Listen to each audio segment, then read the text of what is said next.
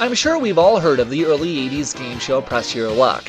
Running from 1983 until 1986 and for years later on cable, it's one of the most popular game show franchises ever, thanks to its energetic contestants, exciting gameplay, and of course those cartoonish whammies. It took over 20 years for someone to make a console game out of the show, but Ludia, the same company behind the console release of The Price is Right, put together a home version of Press Your Luck for the Wii in 2009.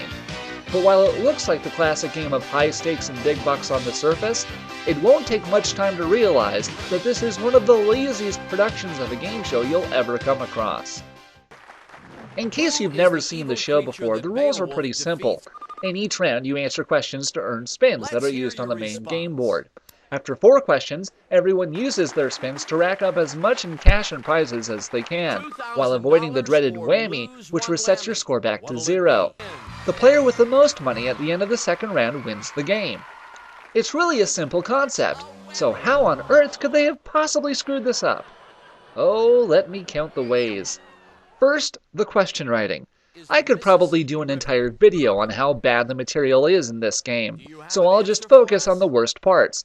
Like how some questions have 3 answer choices that are obviously wrong, and yet the computer opponents will pick them anyway. The AI on this game is so incredibly dense, I was literally facepalming at some of the answers that they were giving. Player 1, what's your answer? You gave... You fool! And the difficulty of the questions themselves is all over the map. If the computer opponents don't know how many months are in a year, or what 36 divided by 6 is, I don't think they're going to know when Napoleon married the Archduchess of Austria. Just a hunch. Second, the voices.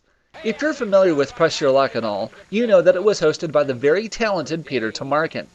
Sadly, Peter died in a plane crash about 4 years ago, so they've had to resort to hiring some generic announcer to host the game, and he's about as annoying as you'd expect. There's almost no variation to anything he says. Let's hope it's good. Let's hope it's good. Let's hope it's good. Let's hope it's good. And by the end of the game, you'll hope that a whammy lands on him. The contestants are no better. Although they try to give the contestants on each game their own personalities, all the women sound the same,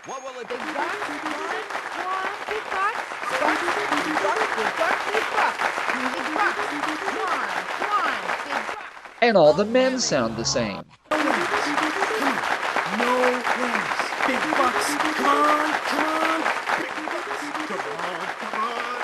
Third, the board. The game board on the show was a spectacle of flashing lights and colors.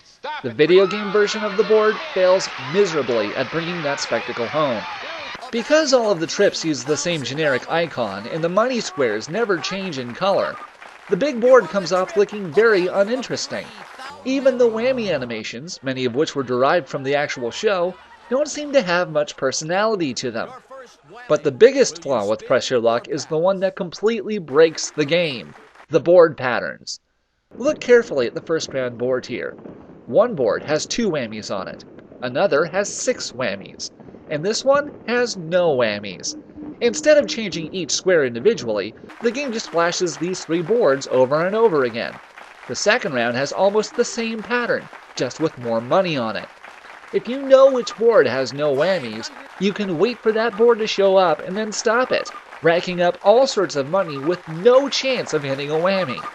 It's not totally foolproof, as there's a slight delay between you waggling your remote and the board stopping, but it's reliable enough that I won all 9 games I played, hitting a grand total of 4 whammies.